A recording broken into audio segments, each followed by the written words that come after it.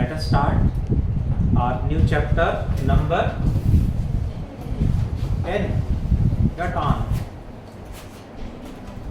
Chapter का नाम बता दो. Aryan sir. Wave optics. Chapter 10, 12 class. Chapter का नाम वेव ऑप्टिक्स.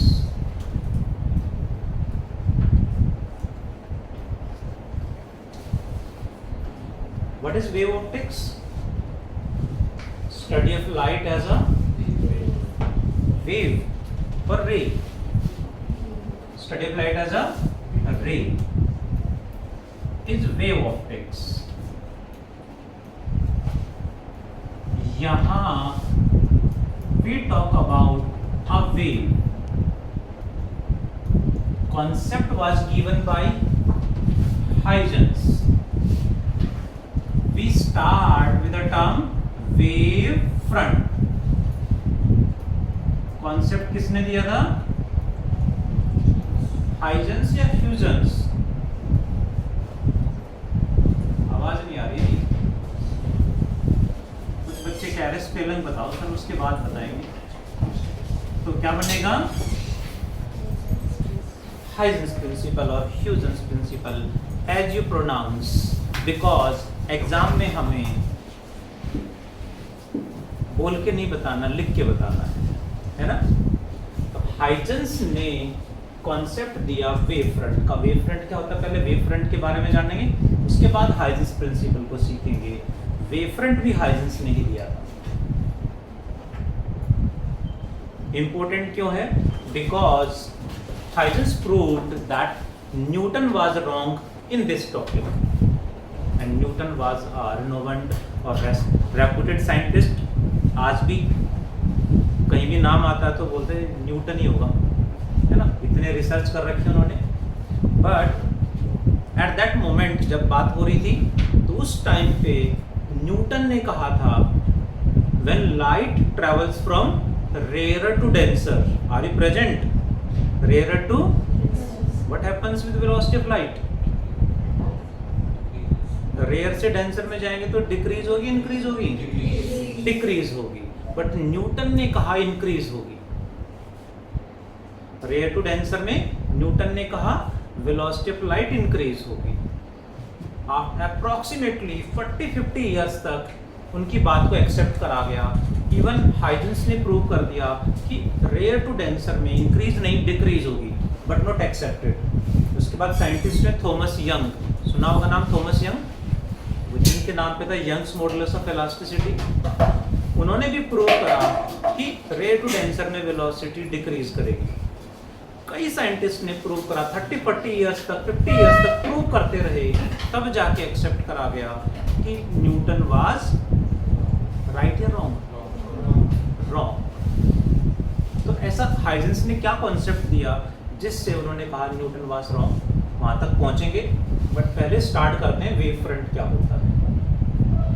पढ़े भैया ma'am? What is a wave front? देखें जरा. Let this is a point source of light. It emit light in what direction? It emit light in all directions. All direction में light को emit करेगा like this. Let me take after time t, यहां से light यहां आ चुकी है. Same time में इस डायरेक्शन में लाइट इससे ज्यादा डिस्टेंस कवर करेगी, कम कवर करेगी? सेम. क्यों? क्योंकि velocity of light same medium है तो सेम रहेगी. सो सेम टाइम में लाइट इधर भी सेम डिस्टेंस पे होगी. ऑल डायरेक्शंस में लाइट सेम टाइम पे सेम डिस्टेंस पे होगी. सभी पॉइंट्स को आपस में ज्वाइन कर दिया. That becomes a shape. एक एनवेलप आ गई, एक शेप आ गई. बट कंडीशन क्या है कि यहाँ लाइट सेम टाइम पे पहुंची है. दैट मीन्स जैसे लाइट यहाँ पहुंची होगी, यहाँ सारे particles vibrating in same phase. Vibrate तो यहाँ भी कर रहे हैं, यहाँ हर जगह वाइब्रेशन हो रहे हैं। लाइट यहाँ से निकली, यहाँ जो एयर मॉलिक्यूल होगा वाइब्रेट कर रहा है, यहाँ भी वाइब्रेट कर रहा है, everyone is vibrating.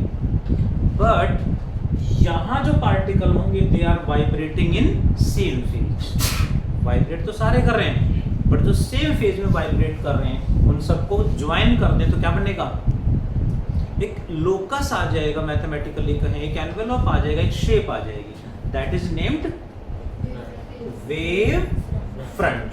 Hope you got it. Wave front को क्या लिखें, लोकस और envelope of what, particles of medium, not light, particles of medium, but condition क्या है now, vibrating in must be in same phase, vibrating in same phase at any time, किसी भी time पे, at any time T.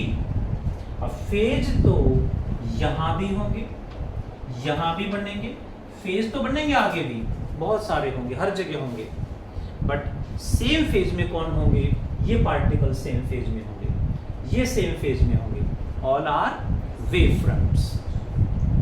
Got it. कैसी shape है, what is the shape of the wave front in this case, circular spherical, पक्का। 3D में है, light all direction में जा रही होगी, so it is a sphere. So spherical wave front कब बनेगा, स्फेरिकल वेव फ्रंट होने के लिए सोर्स कैसा होना चाहिए, कैसा लिख दूं Sakshi ma'am, point source of light. Point source के केस में wave fronts are spherical. What happens for cylindrical wave front, cylindrical wave front के लिए सोर्स कैसा होना चाहिए Vedant, line source means linear source या line source like a bulb और something else. Bulb को कह सकते हैं लाइन सोर्स, नो, तो line source means like a tube, you can understand tube, that is a line source जिसमें कैसे wave front बनेंगे, cylindrical wave front. What about next one, plane wave front कब बनेंगे जी,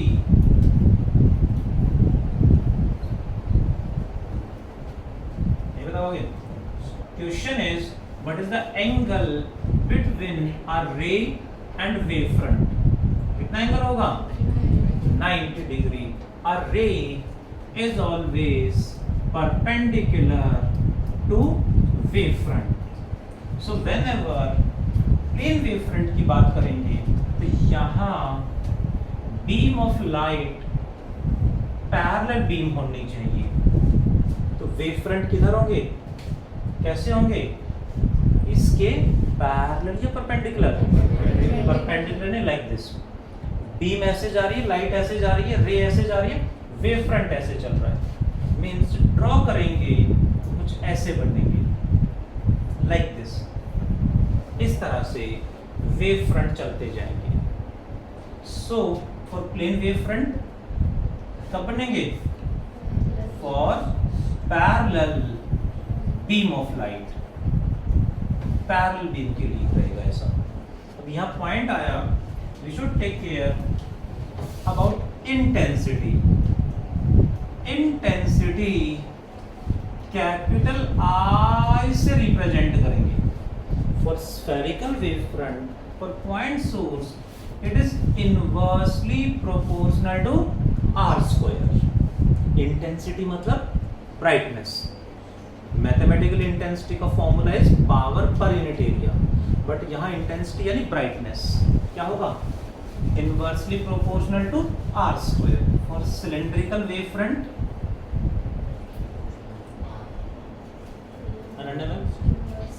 इनवर्सली प्रोपोर्शनल टू आर की power बस, r की power बस, r की पावर साक्षी कह रहे बस नहीं ट्रक होगा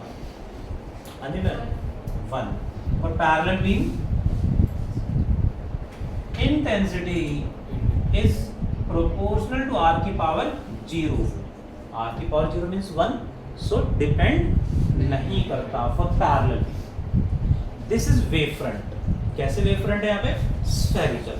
इस वेव फ्रंट की हेल्प से न्यूटन ने एक कॉन्सेप्ट इंट्रोड्यूस करा जिसको कहा जाता है हाइजेंस प्रिंसिपल। इसी को कह देते हैं wave theory. Wave theory of light भी यही है, यानी हाइजेंस प्रिंसिपल ना कह के वेव थ्योरी कह देने same thing. What is Huygens principle? Huygens principle is a method. It is a method which tells what? Which tells how light spreads in a medium. Exactly spread technically गलत होगा। Spread word use करें सिर्फ आपको समझ में आए मतलब क्या है। टेक्निकली लाइट स्प्रेड नहीं हो रही, स्प्रेड का मतलब होता है लाइट यहाँ से स्प्रेड करेगी और फैल जाएगी। जैसे वाटर लैंप, किसी पाइप से वाटर आ रहा है, यहाँ पे हिट करा दूं तो पाइप चारों तरफ, वाटर चारों तरफ फैल जाएगा, वो नहीं हो रहा है। यहाँ पे समझाने के लिए है कि लाइट चारों तरफ फैलती कैसे, स्प्रेड हो रही है, बट टेक्निकली स्प्रेड वर्ड सही नहीं है। एग्जैक्टली क्या हो रहा है उसके लिए वर्ड यूज कर सकते हैं स्कैटरिंग ऑफ लाइट, है ना। 10th में एक टॉपिक पढ़ा था हमने, टिंडल इफेक्ट, सुना होगा।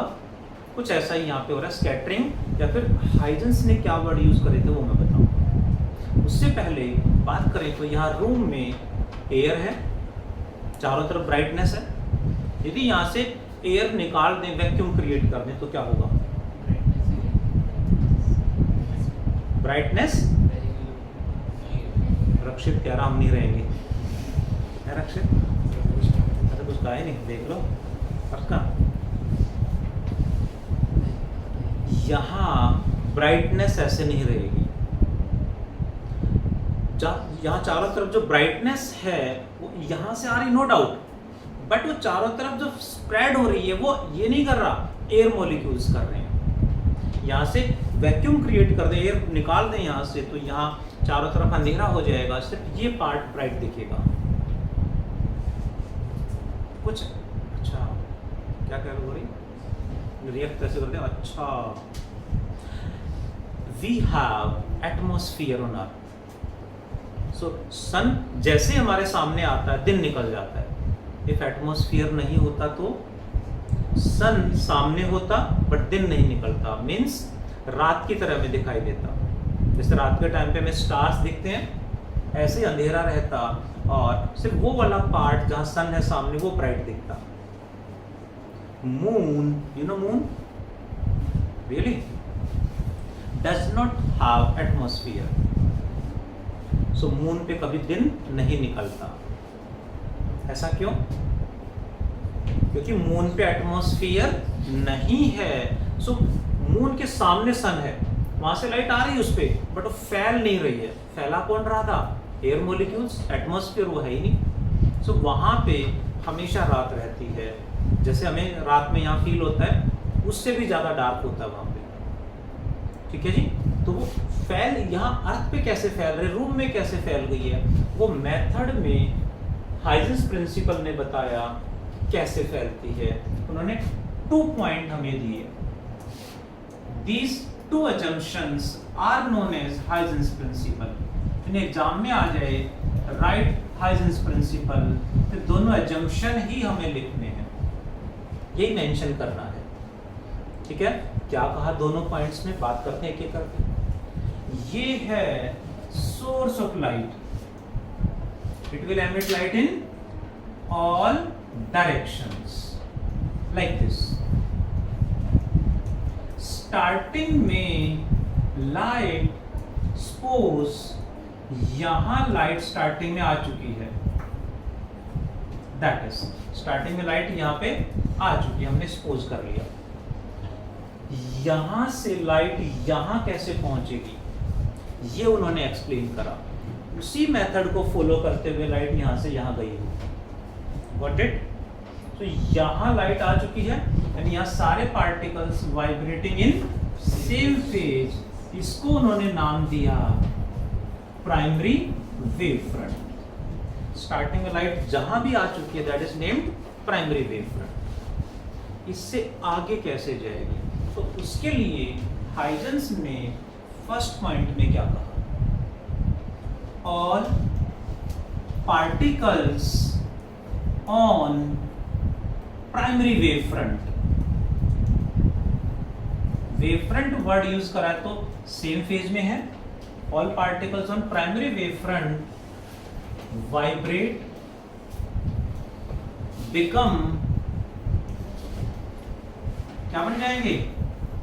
Source of light, become source of light and emit light in which direction? All directions. Emit light in all directions. Like original source of light emits.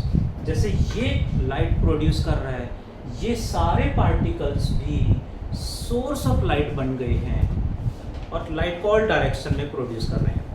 अब क्वेश्चन है, ये सोर्स कब तक बने रहेंगे?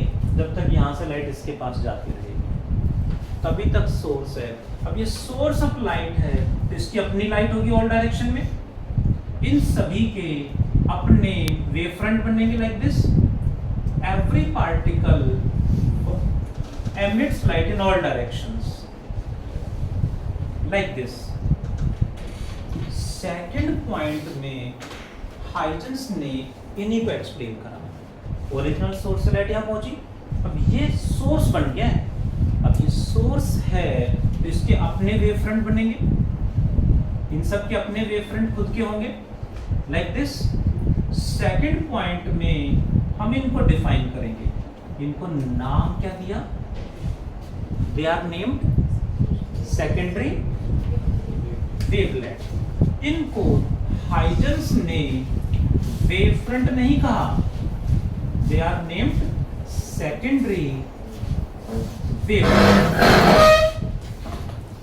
क्या नाम दिया? Secondary wave front.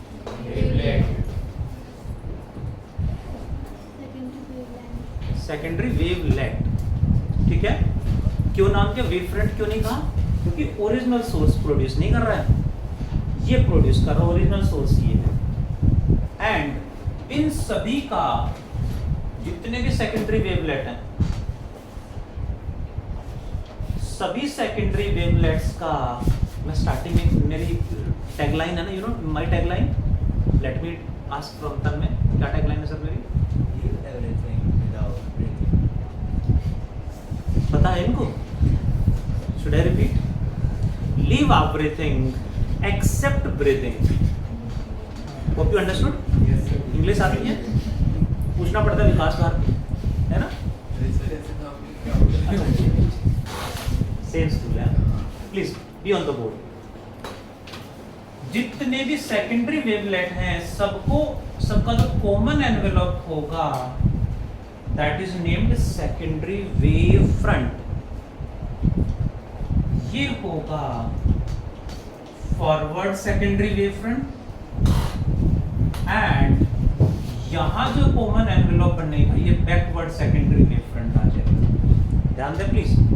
स्टार्टिंग में लाइट यहां थी, ये प्राइमरी वेव फ्रंट है। ये सोर्स बन गया जिसने अपने खुद के वेव फ्रंट बनाए, बट उनको वेव फ्रंट ना कह के क्या कहा? Secondary wavelet. All secondary wavelets का common envelope is secondary wave front. Second point में ये दोनों पॉइंट डिफाइन करने हैं, secondary wavelet and secondary wave front. कैसे डिफाइन करेंगे देखें जरा। कॉमन एनवेलप, हम इसको डिफाइन कर रहे हैं, इसको डिफाइन कर रहे हैं। Common envelope of particles of medium vibrating in same phase, vibrating in same phase, but condition है कॉमन एनवलप तो ये भी था, हमें मेंशन करना पड़ेगा ब्रैकेट में ये किसने प्रोड्यूस करा है, प्राइमरी वेव फ्रंट ने, ओरिजिनल सोर्स ने, प्राइमरी वेव फ्रंट इस पार्टिकल ने इसको प्रोड्यूस करा है। सो ब्रैकेट में लिखना पड़ेगा which are produced by primary wavefront, which are produced by primary wavefront, bracket में मेंशन करना पड़ेगा। क्या लिखे आगे, are common envelope of particles of medium vibrating in same phase are secondary wavelet which are produced by primary wavefront, are secondary wavelet, and आगे क्या लिखे साहब से,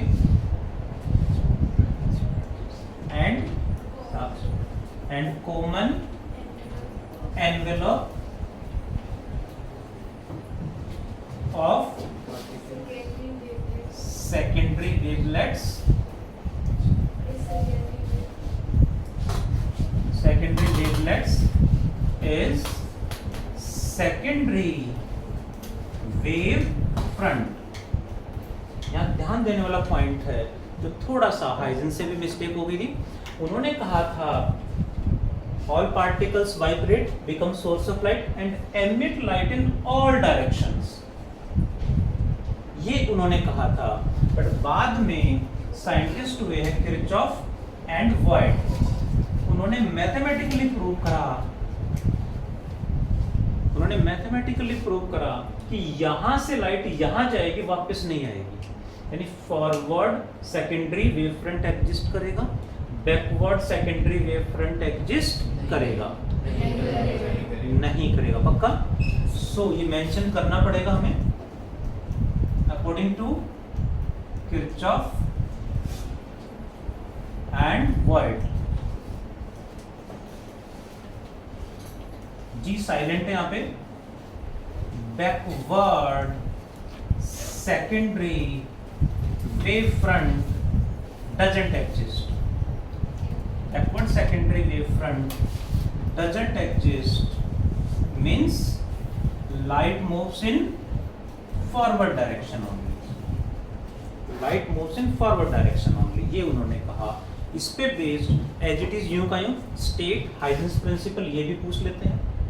इस पे बेस्ड क्वेश्चंस कैसे पूछे गए हैं उनकी बात करेंगे, उससे पहले टू फास्ट एवरीवन, फिर इस पे न्यूमेरिकल्स करेंगे। ऑन हाइजेंस प्रिंसिपल क्वेश्चंस कैसे पूछा गया देखें जरा।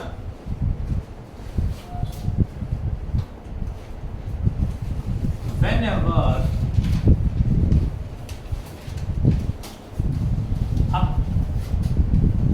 plane wave front is incident on a कौन सा लेंस, कॉन्वेक्स लेंस पे हमने पैरेलल वेव इंसिडेंट करा दी, मींस कैसा wave front,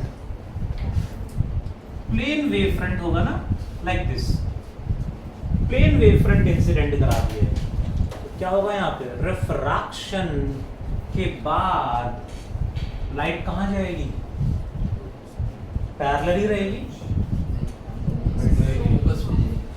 will converge at focus, focus पे जाके मीट करेगी, फोकस पे कन्वर्ज हो जाएगी। इंसिडेंट वेव फ्रंट कैसा है, प्लेन वेव फ्रंट है।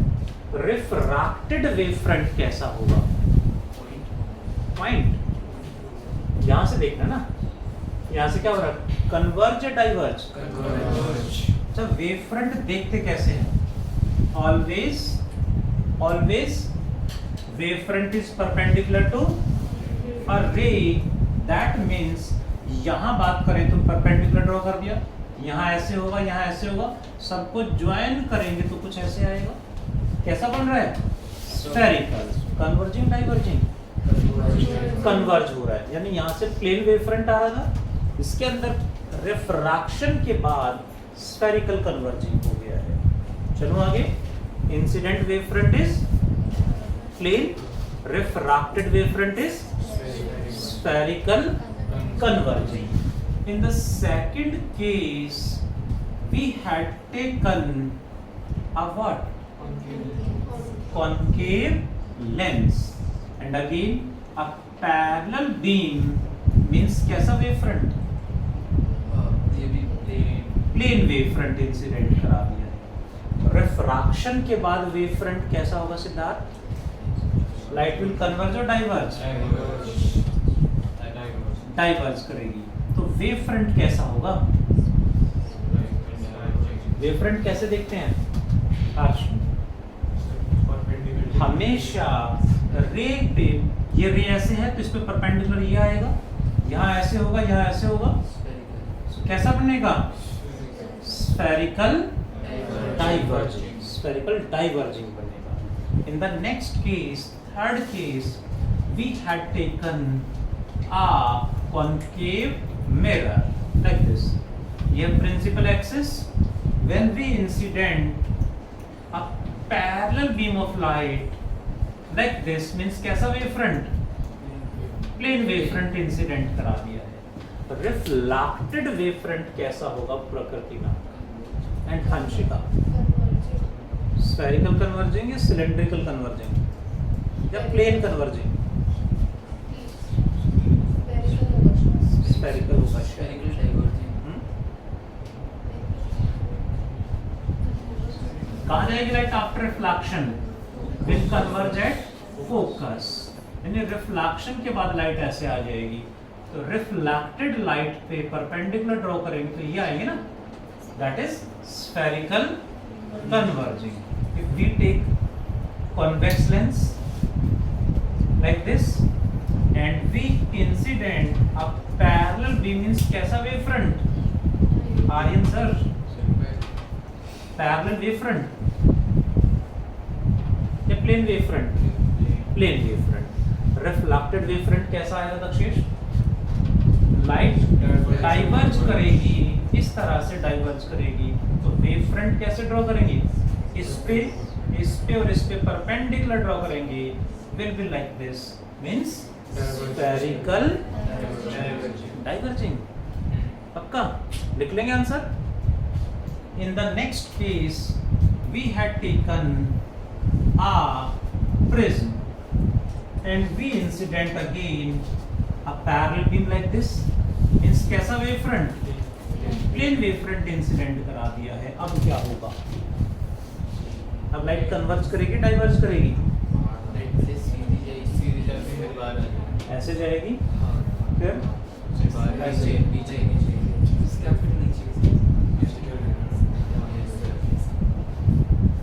लाइक दिस डेविएट करेगी लाइट, यहाँ से फिर से डेविएट करेगी लाइक दिस। तो कैसा वेव फ्रंट है? प्लेन वेव फ्रंट ही है जी, सिर्फ डेविएट हो गया है ऐसे।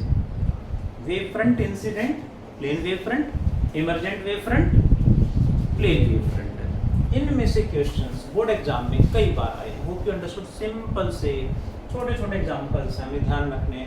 सब में लिखा होना चाहिए इंसिडेंट वेव फ्रंट क्या है, रिफ्रैक्टेड वेव फ्रंट क्या है, रिफ्लेक्टेड क्या है, इमर्जेंट क्या है। क्योंकि शेप ड्रॉ करना भी आ सकता है एग्जाम में, या नाम भी पूछ सकते हैं। नेक्स्ट क्वेश्चन बोर्ड एग्जाम में आया, prove law of reflection from Huygens principle or from wave theory, they are same. Wave theory से law of reflection prove करें। What was the law of reflection? Harsh, Shivam, exam दिए तो अभी दिमाग काम नहीं कर रहा ना। हाँ जी ma'am, Ananya. sin I by sin R is wrong. Law of reflection I'm asking, you are replying law of refraction. अच्छा, ये तो कोरोना काल वाले बच्चे हैं ना, तो 10th में तो एक्सक्यूज आ जाएगा, कोरोना काल था सर, हम इतना ध्यान नहीं रहता, हम उस टाइम पे उतना पढ़ नहीं पाते थे। जी सर, ऑनलाइन क्लासेस थे। चलिए, क्या प्रूव करना है? I इक्वल्स टू R करें प्रूव, बट थोड़ा सा अलग प्रूव करेंगे, कैसे समझते हैं जरा। रे ऑप्टिक्स में हमने रे के लिए प्रूव करा था, अब हम वेव फ्रंट के लिए प्रूव करेंगे। वेव फ्रंट यानी वेव थ्योरी के लिए प्रूव करेंगे। जी, ये है a plane mirror, whenever we incident a parallel beam of light like this, एक पैरेलल बीम हमने इस तरह से इंसिडेंट करा। वेव फ्रंट कैसा है? प्लेन होगा, ऐसे ड्रॉ कर सकते हैं, ऐसे ड्रॉ कर सकते हैं, प्लेन वेव फ्रंट है, ऐसे जा रहा है। सब इंसिडेंट वेव फ्रंट कहाँ लेंगे?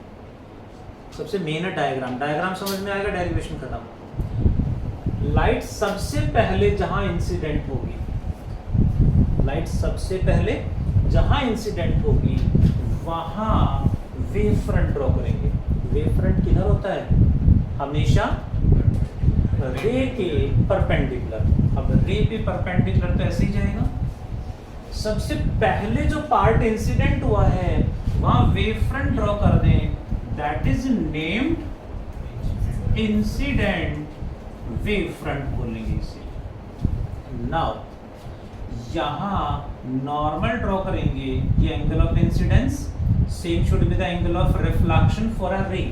रे के लिए इक्वल होंगे, हम वेव फ्रंट के लिए प्रूव करेंगे। सेम एंगल ऑफ रिफ्लेक्शन होगा, लाइट रिफ्लेक्ट करके इधर चली जाएगी। This is now the point is, ये लाइट यहां से रिफ्लेक्ट होकर इधर चल पड़ी, बट ये लाइट तो अभी आगे ही जा रही है। इंसिडेंट वेव फ्रंट कहां ड्रॉ करा? सबसे पहले जो पार्ट हिट करेगा वहां आएगा। रिफ्लेक्टेड वेव फ्रंट कहां आएगा? सबसे लास्ट में जो लाइट हिट करेगी यहां वेव फ्रंट ड्रॉ करना है। यहां वेव फ्रंट मींस यहां परपेंडिकुलर, किस पे परपेंडिकुलर ड्रॉ करना है? जब ये लाइट यहां पहुंचेगी तो ये लाइट कहां होगी? ये लाइट इधर कहीं जा रही होगी। तो जब ये लाइट यहां पहुंचे तो ये लाइट इधर जा रही होगी, इस पे परपेंडिकुलर ड्रॉ करना है। यानी इस पे परपेंडिकुलर ड्रॉ करेंगे, कुछ ऐसे आ जाएगा। ये क्या होगा जी?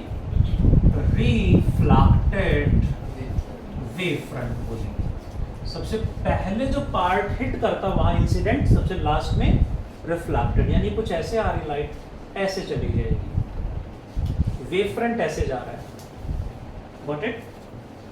यहां भी ये इंसिडेंट रे है, नॉर्मल ड्रॉ करेंगे, ये angle of incidence same should be the angle of reflection. Exactly parallel beam आ रही थी, पैरेलल बीम चली जाएगी। This is angle made by incident wave front with the mirror, let me take theta 1। क्या मान लिया हमने? Theta 1। Next angle made by reflected wave front with the mirror, क्या नाम दे दें? थीटा 2। हमें प्रूव करना है तैयारी पर। Angle made by incident wave front with the mirror and angle made by reflected wave front with the mirror, हमें दोनों को इक्वल प्रूव करना है। करें prove. Let this point is mark A B C D in the two triangles, in right angled triangles A B C and CDA, am I right? ABC right angle triangle है and another is CDA। दोनों में angle ABC equal to angle CDA equal to कितना? 90 degree right angle है। What about the side AC?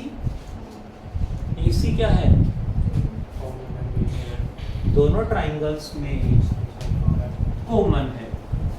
The side AC दोनों triangles में common आ गई। What about the next? What is BC? Distance covered by light from incident wavefront to reflected wavefront. What is AD? Same. Distance covered by light from incident wavefront to reflected wavefront. They are what? Velocity into time. Distance का formula क्या होता है? Velocity into time. किस light की velocity ज्यादा होगी, BC या AD? Same होगी। सेम मीडियम है तो दे मस्ट बी सेम। ये वेव फ्रंट है, सेम फेज में होगा। ये वेव फ्रंट है, सेम फेज में होगा, तो सेम फेज का मतलब टाइम भी सेम होगा। V इंटू टी सेम है, इसका मतलब ये दोनों डिस्टेंस भी इक्वल हो गए। सो ट्राइंगल्स आर सिमिलर और congruent. The triangles are congruent triangles. Congruent triangles में क्या होता है?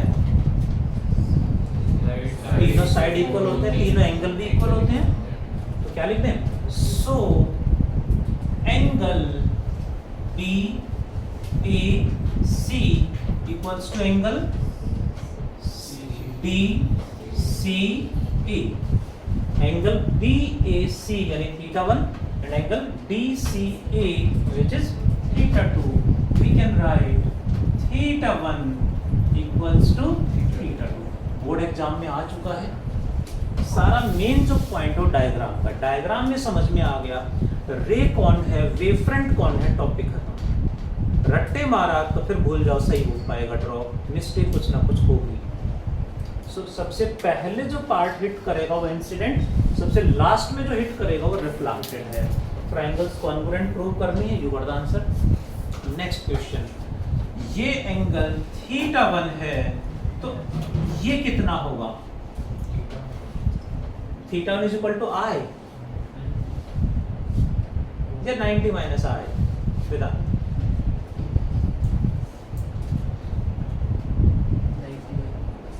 90 θ1 is I. If I take this angle of refraction R, तो ये भी R होगा, तो what is θ2? R.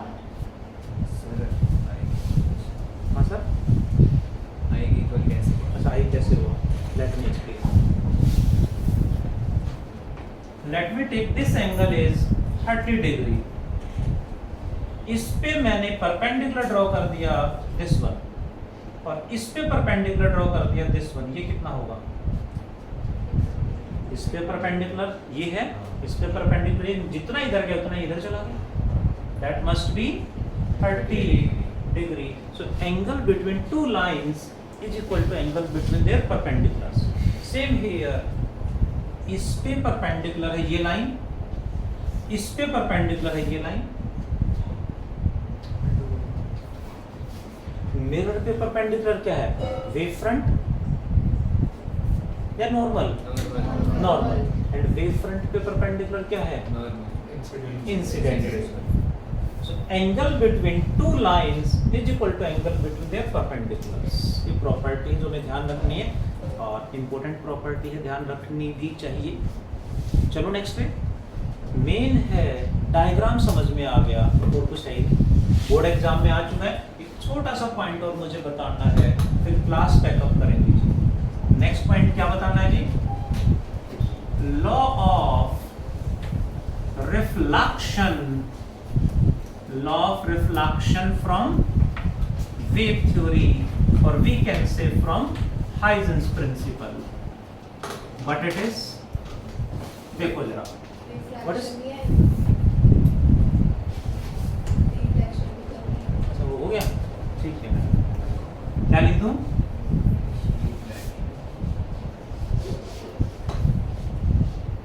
अब ठीक है, स्पेलिंग ठीक है। MUN वाले बच्चे थोड़ा ज़्यादा जानते हैं ना, इंग्लिश लैंग्वेज का ज़्यादा ध्यान रखते हैं वो, है ना? MUN over law of refraction बता दो क्या है यश?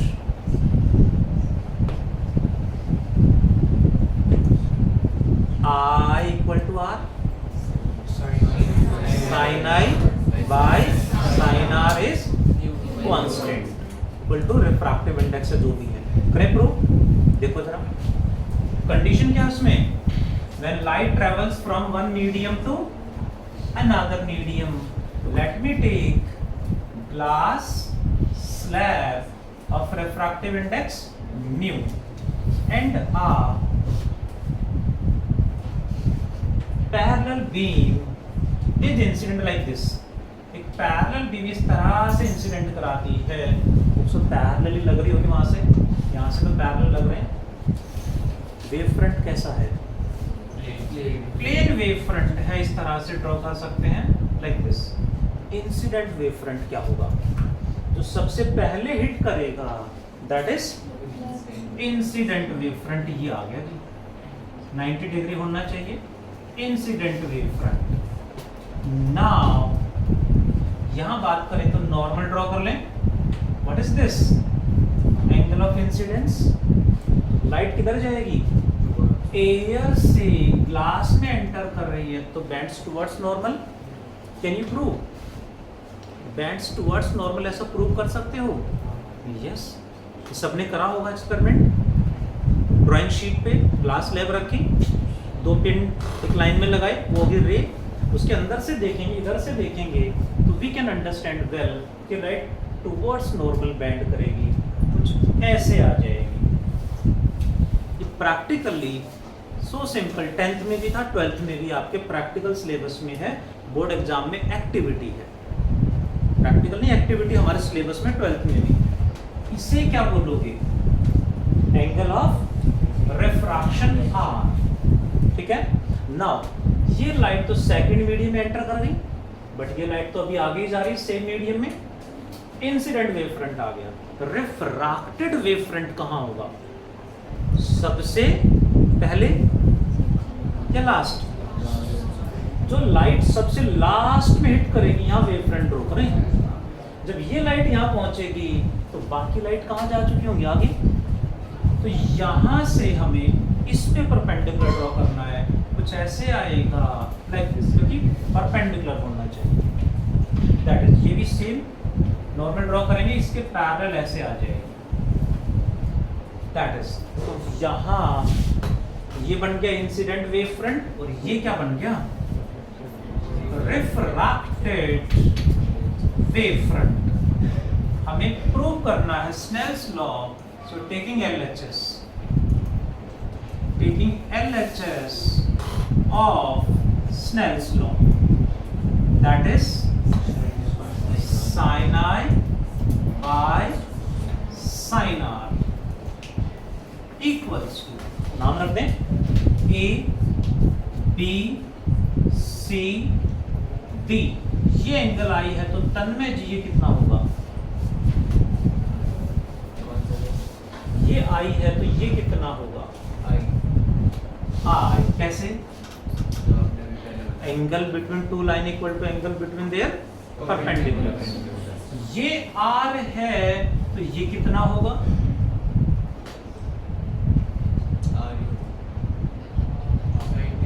R कैसे हो जाएगा? तो 90 माइनस R होगा। ये 90 माइनस R, ये 90, तो ये कितना बचेगा? R।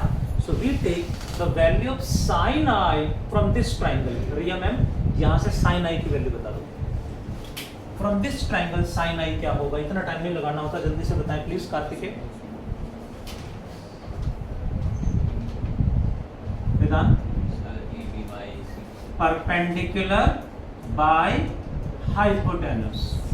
ये एंगल तो परपेंडिकुलर होगा और ये हाइपोटेनस होगा। साइन क्या होगा? Perpendicular by hypotenuse. ठीक है विधान? अच्छा, क्या लिख दूं?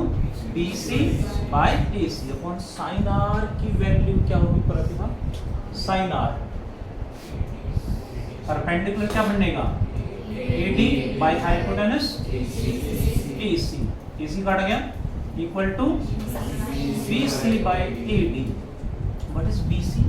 Distance covered by light from incident wave front to refracted wave front in first medium। सारे की सारे डिस्टेंस फर्स्ट मीडियम में है। We can write velocity v1 into time। What is AD? distance covered by light from incident wavefront to refracted wavefront in second medium क्या होगा v into t, but second medium में velocity same नहीं होगी. wavefront है तो phase same होगा, they must be in same phase. wavefront की definition ही यही है. so time दोनों same होंगे, क्या बचेगा?